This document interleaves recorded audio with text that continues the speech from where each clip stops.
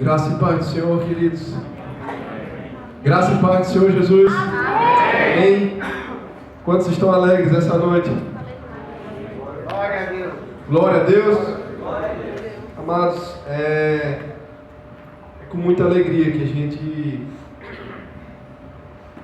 chega a um lugar desse e também com muita humildade no coração, porque não é por estar aqui em cima ou por estar embaixo que eu seja melhor ou mais capaz do que cada um de vocês. Fala uma palavra de verdade para a pessoa que está do seu lado. Fala para ela: olha, você é muito importante para Deus.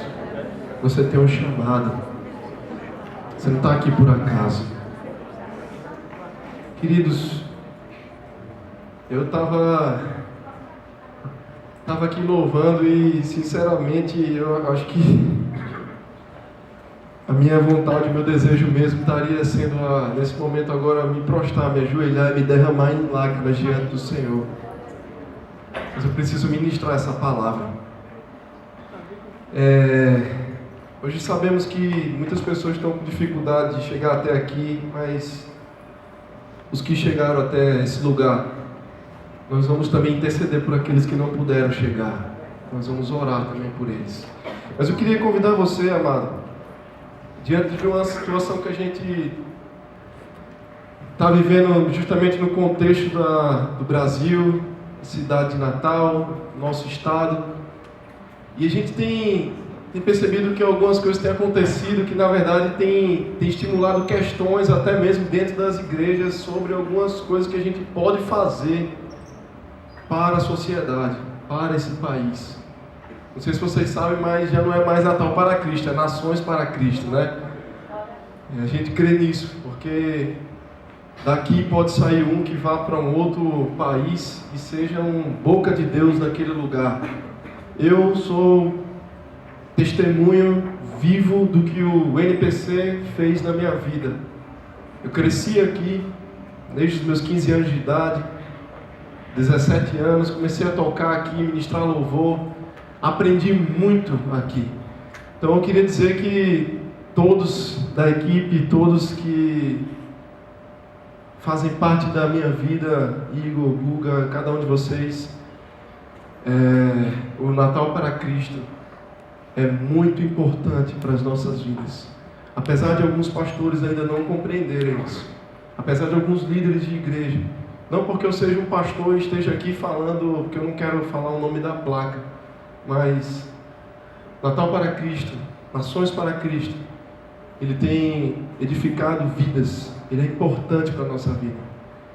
Então Deus não vai deixar isso morrer jamais. E eu sou fruto disso. Sou fruto de orações que fizeram aqui, de momentos de pregação, de louvores, que tanto edificou a minha vida. E eu creio que todos que estão aqui são fruto disso também. Todos nessa noite vão sair daqui frutificando para a glória de Deus. E a gente está vivendo então algumas questões na nossa cidade, no nosso estado, mas eu não vou falar sobre isso, mas sendo que isso tem a ver também. Eu lembro de uma pregação que o Marquinhos fez aqui, dos profetas, e marcou minha vida. E eu achei interessante porque ele pegou literalmente o que é um profeta, o que é ser boca de Deus. Lembro das outras pregações de Igor, de Jéssica e todos que vieram aqui. E eu queria, na verdade, eu percebo que a grande dificuldade hoje da nação, da cidade, do estado, não é justamente questões de injustiças, de corrupção, não é só isso. Isso são consequências de alguma coisa. Que na verdade a Bíblia fala que todos pecaram e destituídos estão da glória de Deus. Então a grande verdade é que o que tem feito isso é o pecado no homem. É a natureza pecaminosa do homem.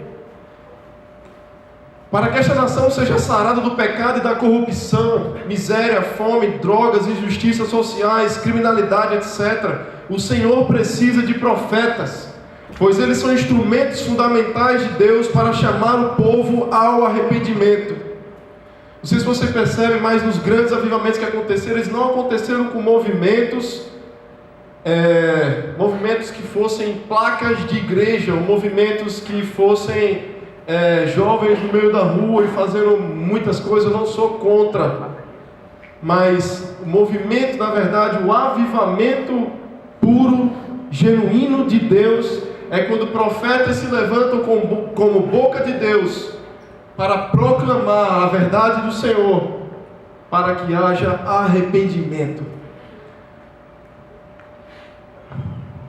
Quantos estão aqui essa noite? Amém? Amém.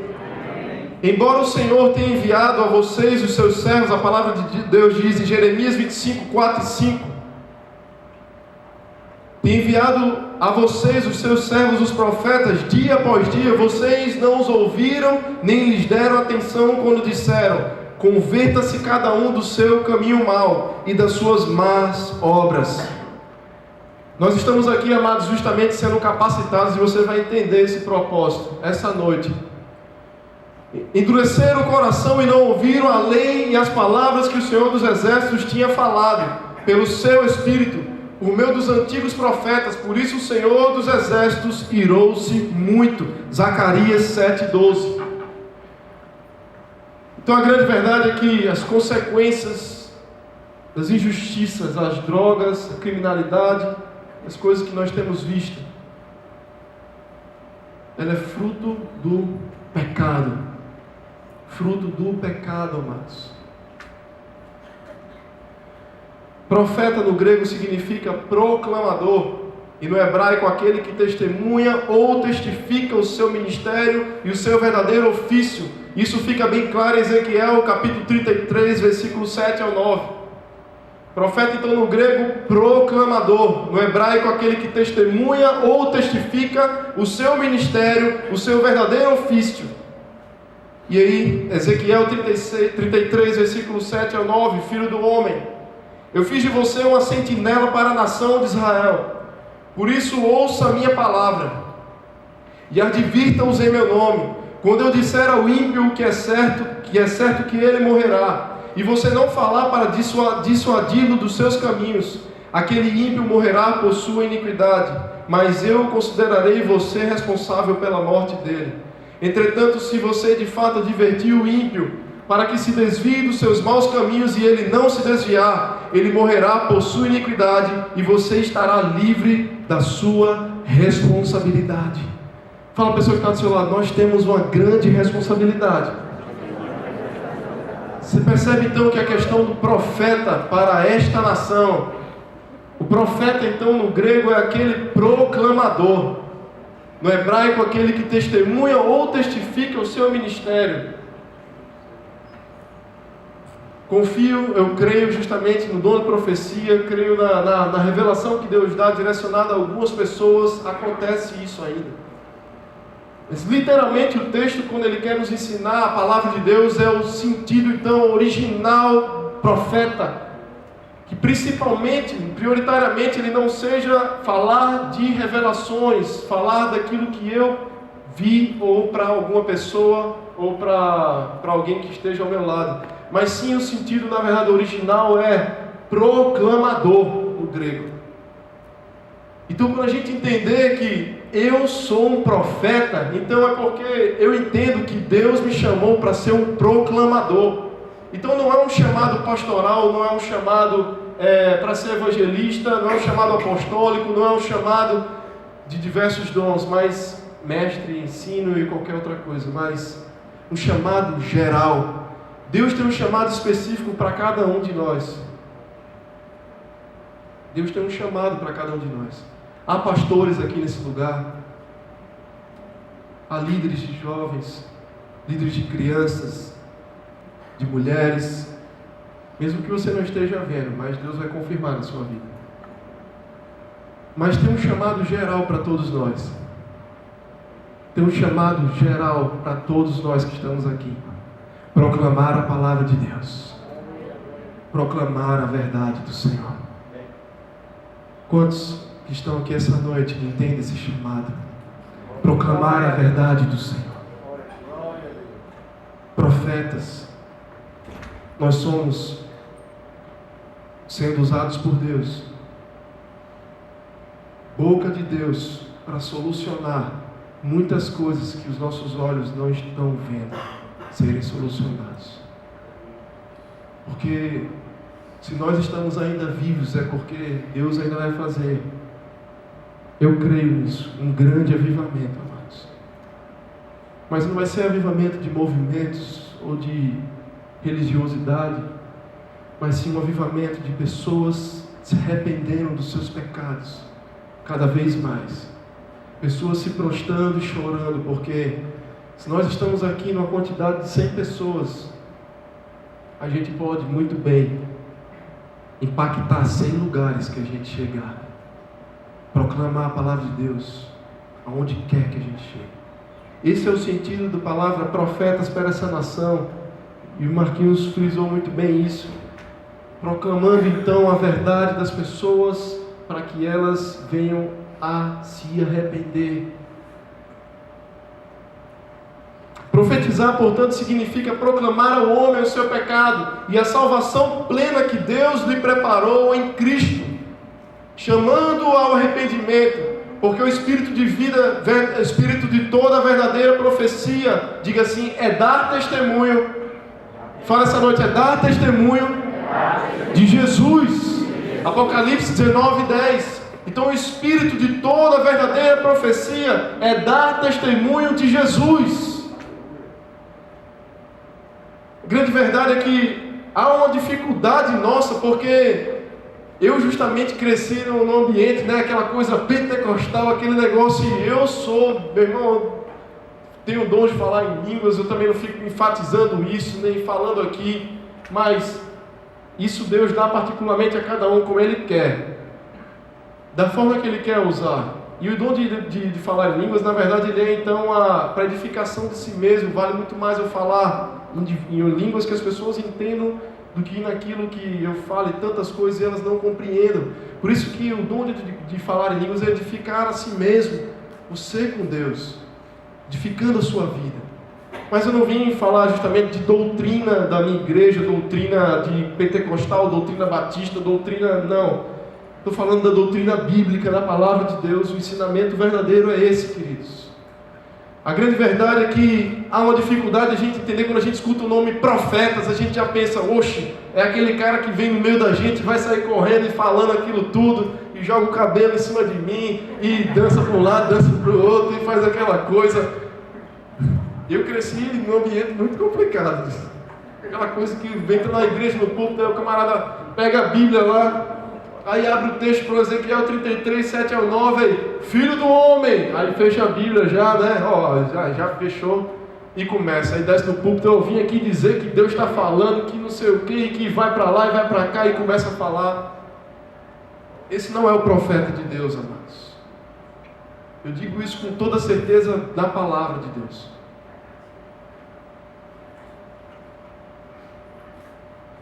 Meus queridos, precisamos, se eu testemunhar de Jesus, se eu falar de Jesus Cristo, pode ser que você receba, você com o dom de profeta, de profecia, você receba uma revelação para dar a uma pessoa, mas isso não é para a sua glória, não é para a minha glória.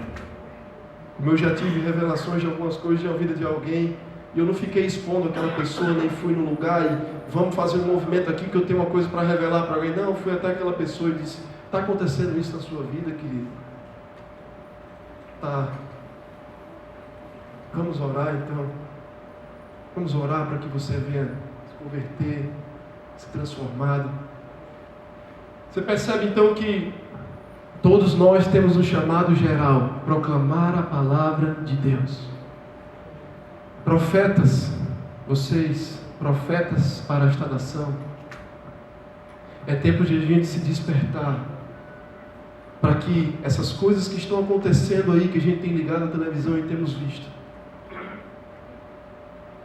é justamente por causa do pecado, pecado que precisa ser confrontado pela igreja.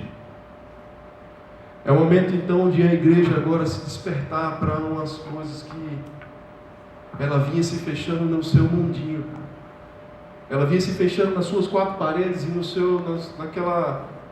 coisa de ficar sentado no ar-condicionado, num momento aqui que está muito agradável, está muito bom. E agora chegou o momento de Deus despertar a nossa vida para que até a sociedade está clamando para que homens e mulheres se levantem proclamando a verdade do Evangelho. A verdade do Evangelho de Jesus Cristo. O pecado é a causa de todos os problemas desta nação, e ele está presente não só na vida dos incrédulos, mas também na vida de muitos evangélicos que ainda não experimentaram a verdadeira regeneração. A gente percebe que há uma dificuldade, que é aquela questão de convertidos ou convencidos dentro das igrejas. Ah, amado, igreja, você pode pular de uma igreja para outra, você vai encontrar problemas, nem adianta. Eu lembro de uma palavra do meu pastor, pastor Dantas, meu avô, e ele faleceu aos 90 anos, foi quando eu assumi o ministério pastoral, não por família, mas ele, nos momentos que eu tinha com ele, a sós com ele muito experiente, um homem muito, muito sábio em coisas da palavra de Deus. Ele dizia umas coisas: meu filho, já andei durante 50 anos de ministério, eu nunca encontrei uma igreja perfeita. Porque há uma dificuldade, amados, nas nossas igrejas, pessoas que não entendem se elas são convertidas ou convencidas. Pessoas que às vezes estão convencidas de que são crentes, de que são cristãos e estão sentados ao nosso lado nos bancos das igrejas, e ali está no momento aquela oportunidade que tem de se relacionar, ali um momento social que tem com as pessoas, e elas estão convencidas de que aquilo é massa, é legal, poxa, isso é bom demais, e não há uma verdadeira regeneração. E a gente percebe que, por passarem os anos, passam 10 anos, 15 anos, 20 anos, e a gente percebe que algumas pessoas continuam do mesmo jeito, fazendo as mesmas coisas, continuando nas mesmas histórias, as mesmas brincadeiras, e o que acontece é que essas pessoas não estão sendo regeneradas, porque a obra do Espírito de Deus é fazer um processo de santificação no ser humano, é um processo de conversão, onde eu ando num caminho, e agora quando eu me converto, eu não decido mais ir para aquele lugar, eu decido então a seguir a Cristo. Amados, talvez não estejam aqui essa noite, mas nós percebemos isso. Então a grande dificuldade é a gente encontrar profetas, porque as pessoas precisam primeiro então serem regeneradas, a começar de mim. Uma verdadeira conversão na nossa vida. Sabe quando houve o grande avivamento nos Estados Unidos, que hoje é uma nação incrédula? Nós importamos muitas coisas, são boas, mas é uma nação incrédula. É uma nação que proibiu a leitura da Bíblia nos colégios, onde liam as crianças. Era uma nação onde o presidente ele tinha que tomar conselho a um homem de Deus para tomar decisões para o país.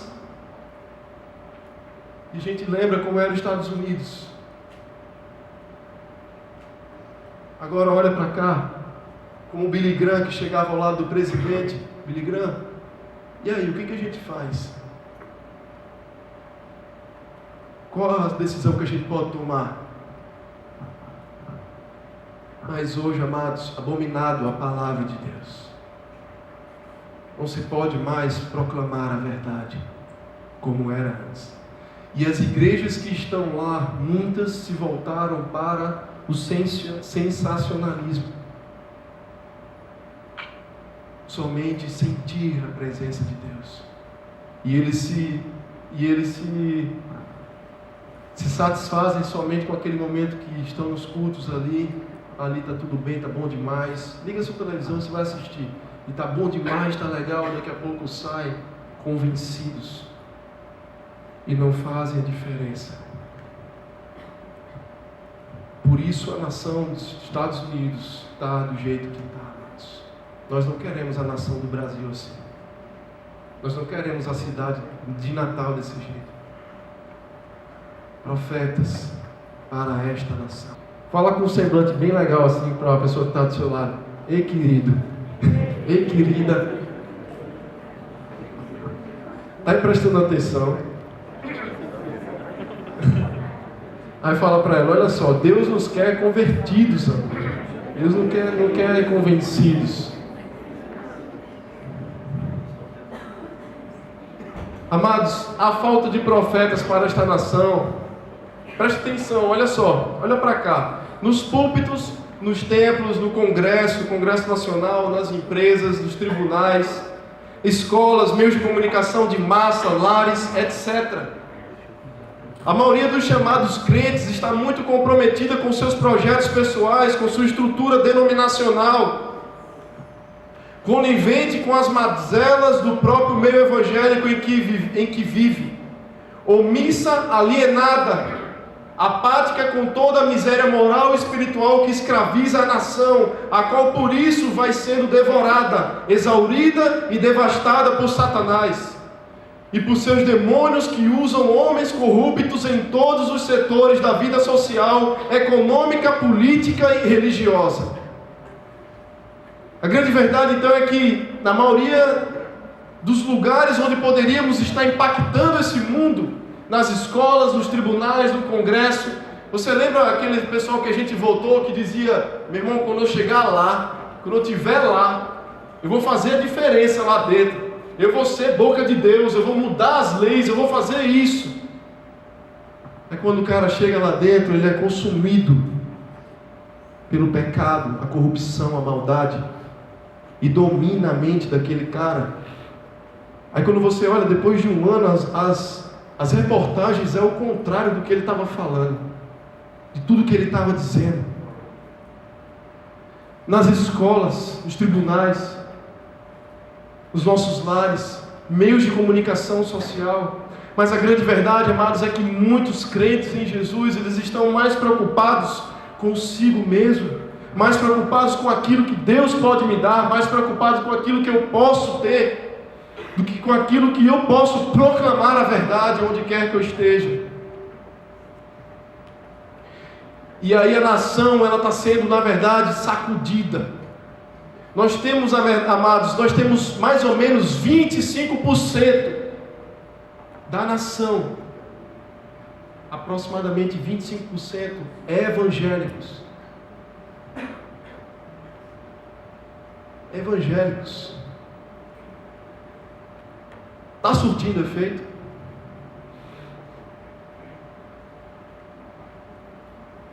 Está faltando profetas. Está faltando profetas. 25% da nação, 40% católicos, e o restante vem para as outras religiões.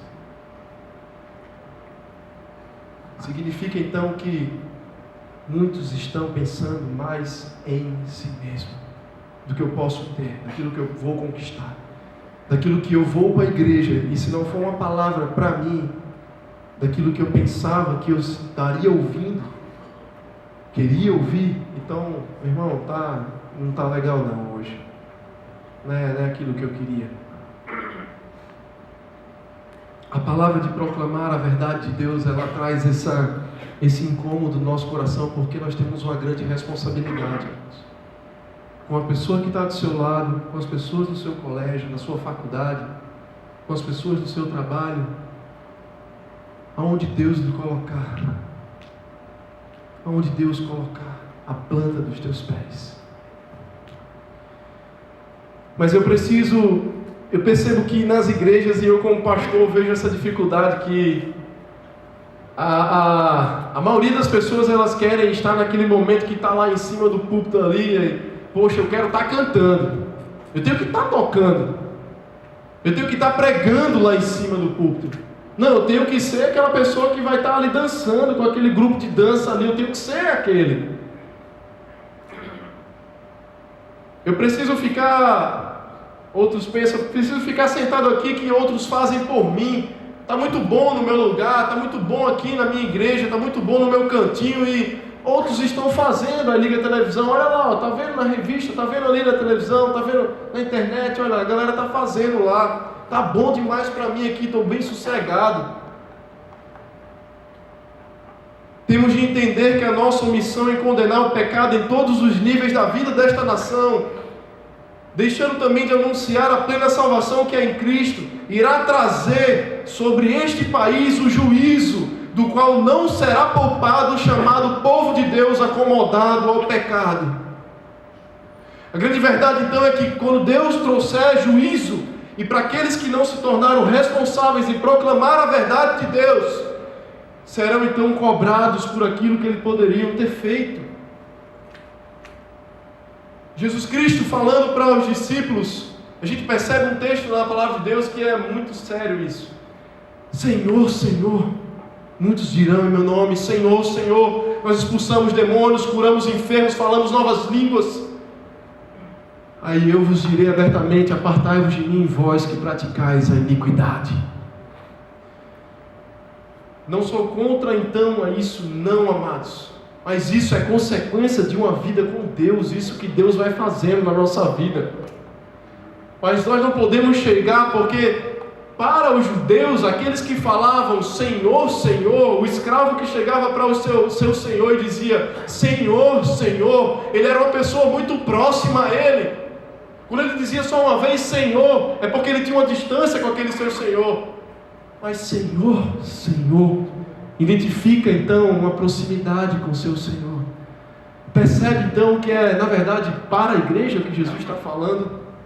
Pessoas que estão nos templos, nos prédios, e estão ouvindo a verdade de Deus, e fazem tantas coisas, conhecem só de ouvir falar, mas não de andar com Deus. E essas pessoas então chegarão para Deus e dirão: olha, fizemos isso, aquilo, afaste-se de mim, eu não te conheço. Amados, Deus está nos chamando, um chamado geral para a nossa vida. É tempo de você, é tempo de eu sair daqui, impactar esse mundo lá fora, impactar os lugares em que nós estamos inseridos. Nossos pais estão clamando por Jesus, nossos filhos clamam por Jesus Cristo, nossos familiares, nossas pessoas do trabalho.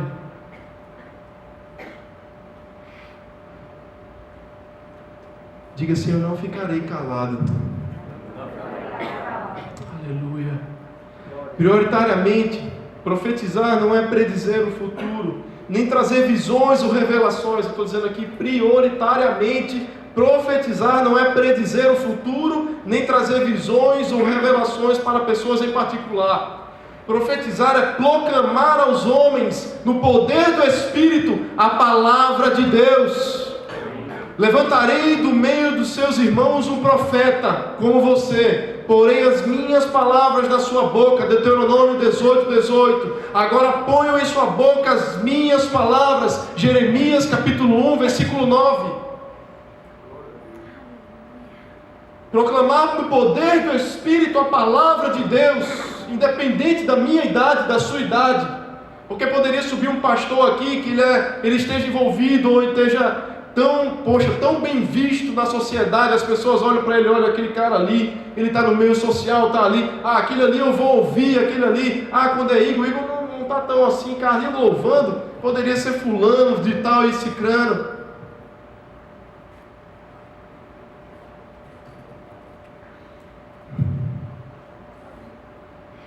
Boca de Deus, não importa a idade.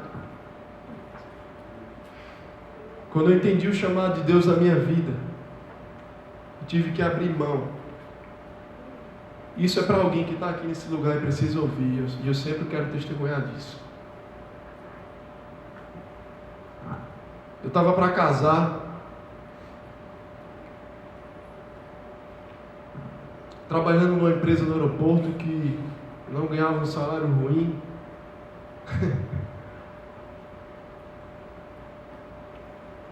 Tinha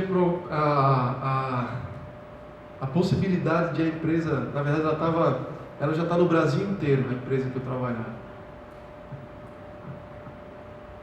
E quando eu cheguei percebi que me casei com essa dificuldade e ali ajudando o meu pastor, meu avô, como co-pastor da igreja, isso com 26 anos de idade ali. Mas eu tinha começado com 17 anos de idade, quando Deus moveu meu coração. Quando eu cantava na igreja, tocava uma guitarra com 15 anos. Por isso que eu disse 17 anos para frente, que eu tocava aqui no Natal para Cristo, viu? Nações.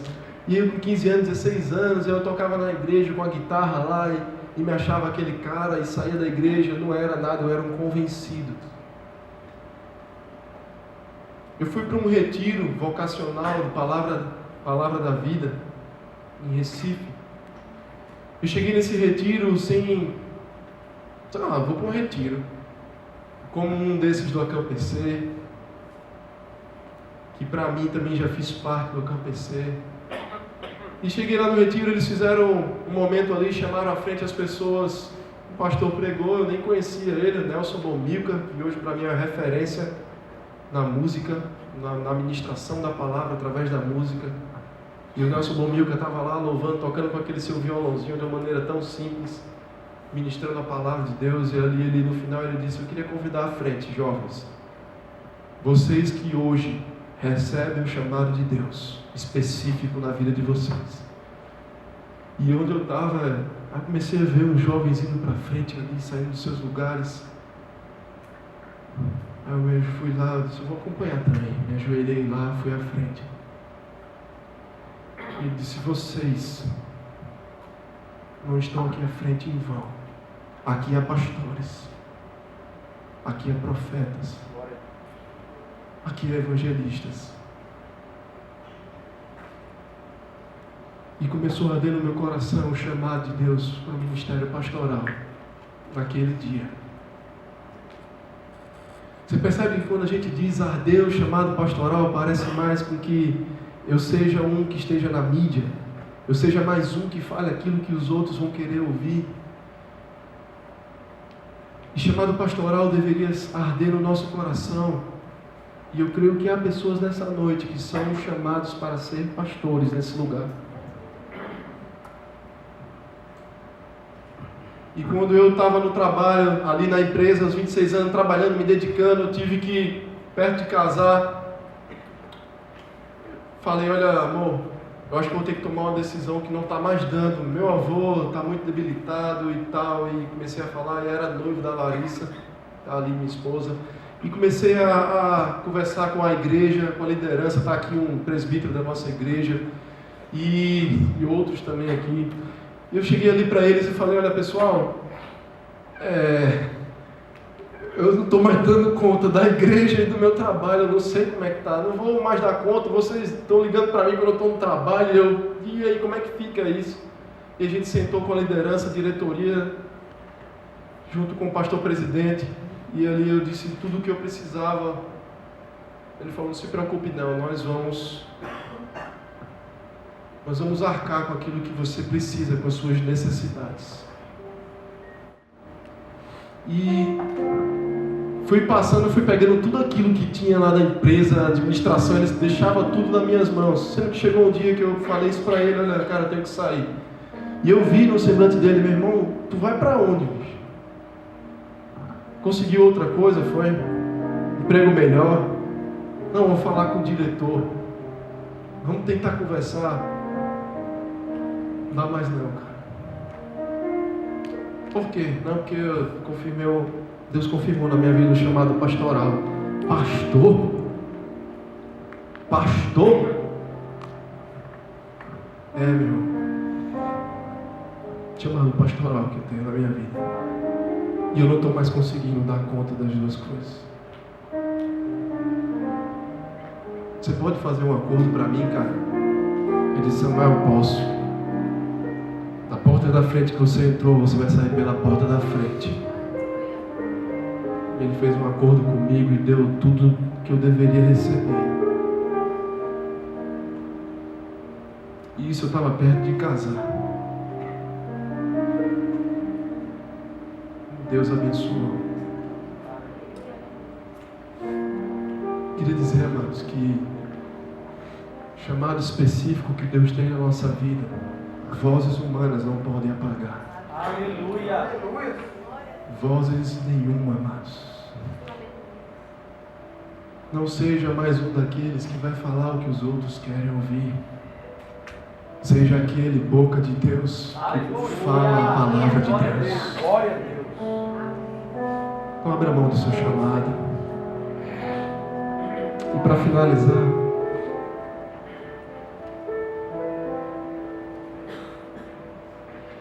a palavra de Deus diz em Mateus capítulo 5, versículo 3 ao 16, que Jesus Cristo lhe diz: olha, vocês são a luz do mundo,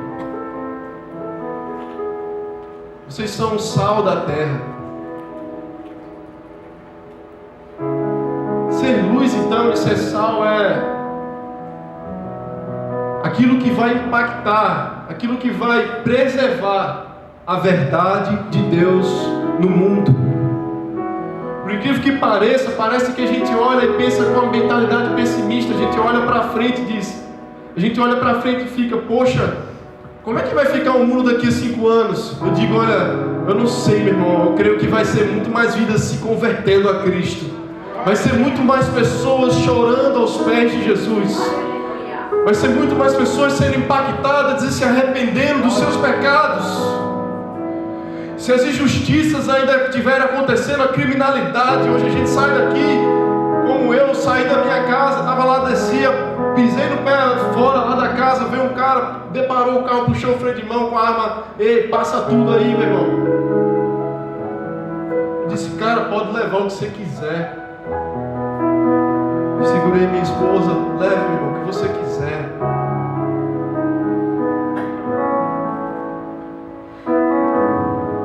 Isso a gente não vai impedir, mas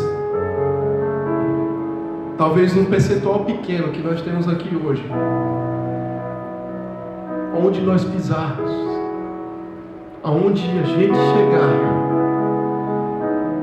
a luz vai impactar as trevas. Você vai transformar vidas para a glória de Deus. Preservar aquilo que está sendo destruído. Preservar a verdade do Senhor. Então, para livrar esta nação onde nascemos e pela qual somos responsáveis diante de Deus, o Senhor precisa de jovens. Qual é a visão daqui? Jovens vivendo como jovens a palavra que está em nós. Deus precisa de jovens como nós, amados. Deus precisa de jovens. Não é, poxa, eu lembro do meu avô, ele com 90 anos, e ele pregando ali na Santa Ceia, e eu sentia lá dentro dele aquele vigor de jovem. Então não é a idade, sim, é aquela disposição de jovem, aquela dedicação de que o jovem tem. Deus precisa de homens e mulheres. Quantos homens e mulheres estão aqui essa noite? Livres do pecado, santos e cheios do Espírito Santo, que cheios de amor, coragem, ousadia e poder, chame este país ao arrependimento, denunciando sem medo ou respeito humano toda manifestação do pecado e anunciando a plena libertação que há em Cristo Jesus. Bem-aventurados são vocês, quando por minha causa os insultarem e os perseguirem e levantarem todo tipo de calúnia contra vocês. Alegrem-se e regozijem-se, porque é grande a sua recompensa nos céus. Pois da mesma forma perseguiram os profetas que viveram antes de vocês. Mateus 5, 11 e 12. Nós somos bem-aventurados, amados. Nós somos felizes.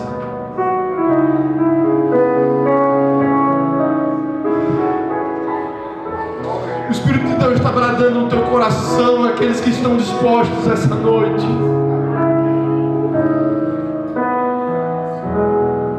Oh Deus,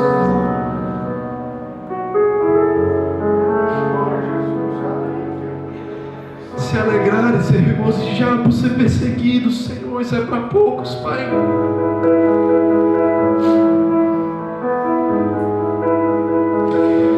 Oh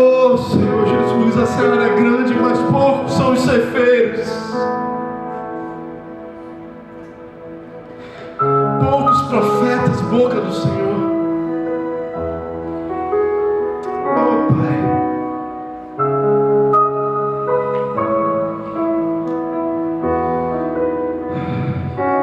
Eu quero ser mais um, Senhor. Amados,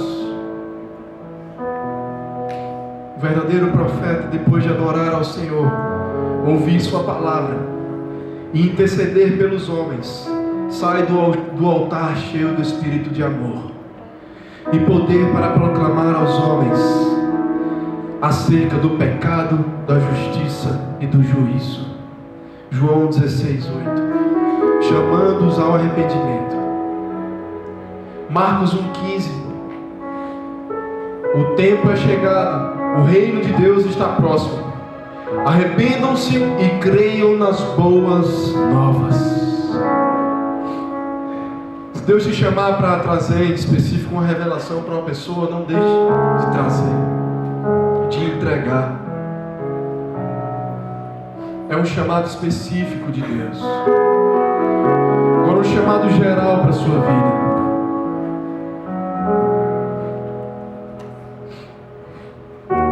Eu vou encerrar aqui. Vou fazer uma pergunta para vocês essa noite.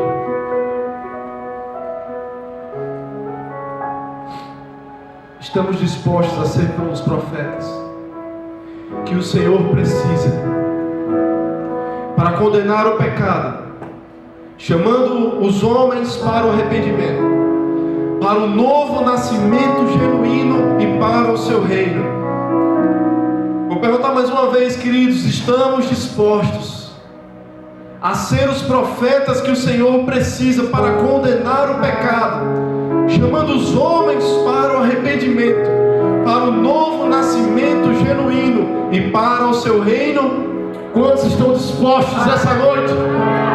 Quantos estão dispostos nesse lugar? Fala para a pessoa que está do seu lado: você está sendo desafiado essa noite. Você está sendo desafiado essa noite. Fala com alegria, porque isso é bom, amados. Não se compara a ganhar as coisas que o mundo tem para dar. Vai valer a pena.